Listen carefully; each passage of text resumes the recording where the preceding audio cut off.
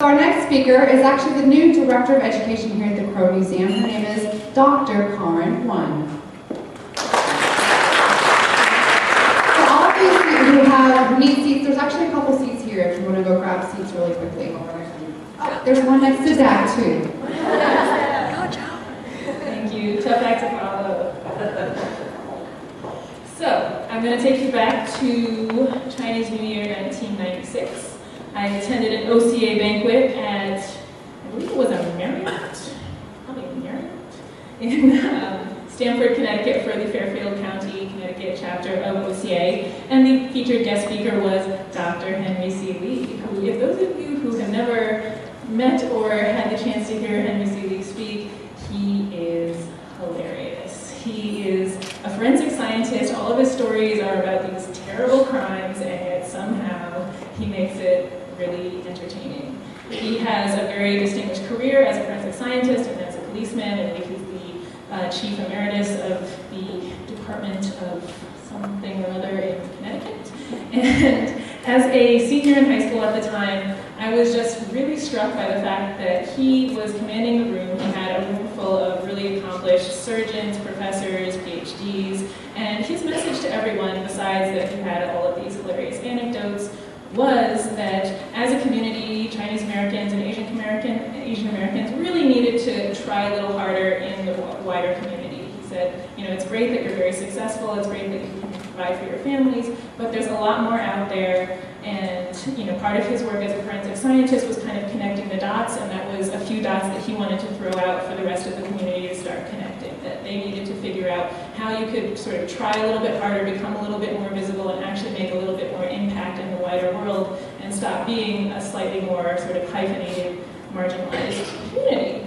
So at the same time, I am a rebel in the tradition of overachieving Chinese American students, so when I snuck out in high school on weeknights, my parents aren't here, probably, I snuck out to go to lectures at the Met.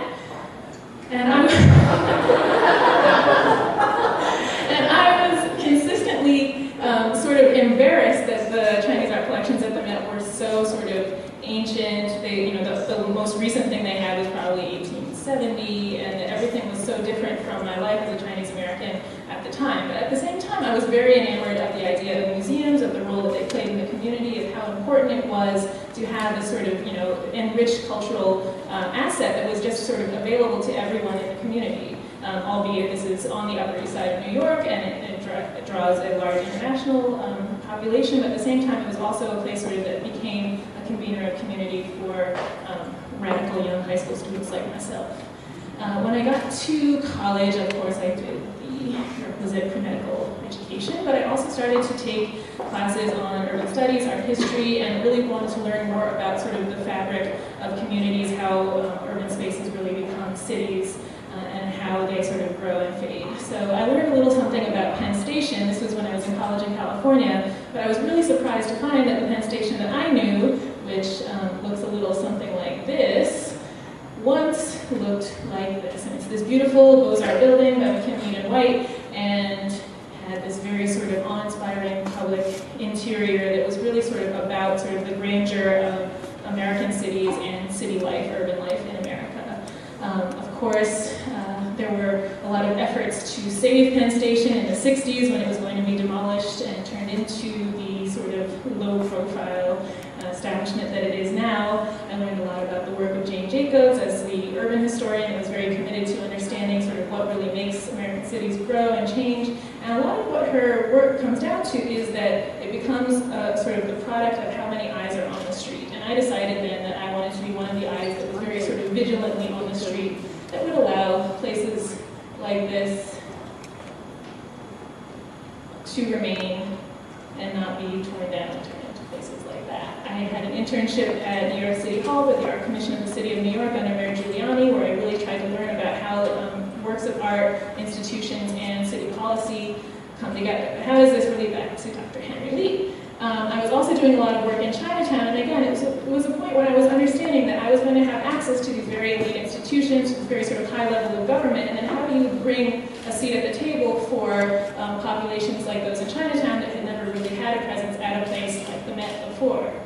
So, when I was in San Francisco, Francisco, I had the privilege of meeting and interviewing an artist named Jade Snow Wong, who was sort of a founding figure in Asian American literature. A lot of you probably know her work, Fifth Chinese Daughter. She was also an artist, and her work was very much based on just sort of doing it and sort of deciding to do things that people might not have otherwise decided that a young Asian American woman was able to do. So she did throw pots in the window of her storefront in San Francisco.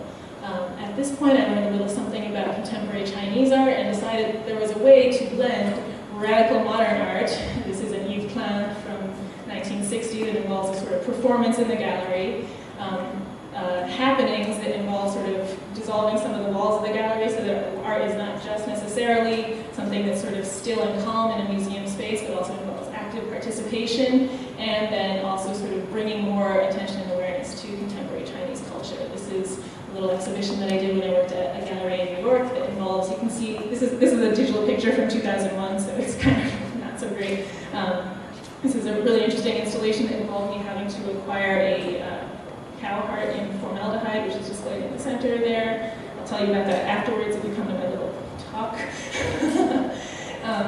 It was a way of trying to understand how you're going to be able to present art on a lot of different levels, from very traditional to very contemporary venues, and all bring it together under the auspices of sort of a contemporary public institution. I did a lot of work at the Peabody Essex Museum in Salem, Massachusetts, where I was sort of 2 stops before I arrived here in Dallas, where I found that one of the ways to sort of start to bring all of these things together was really by bringing more people into the galleries, especially community members. So we would have residencies like this one with the Silk Road Project, where we had extremely high-level musicians from all over the world, but then it was also an opportunity for us to invite community members to participate both as musicians, performers, storytellers, and really sort of start to make the museum a more open and inclusive place. At the same time, I started collaborating with a lot of community organizations. So again, it's all about sort of making changes from within very traditional mainstream institutions and sort of making room for more seats at the table. The Chinatown Banquet Project was a very sort of early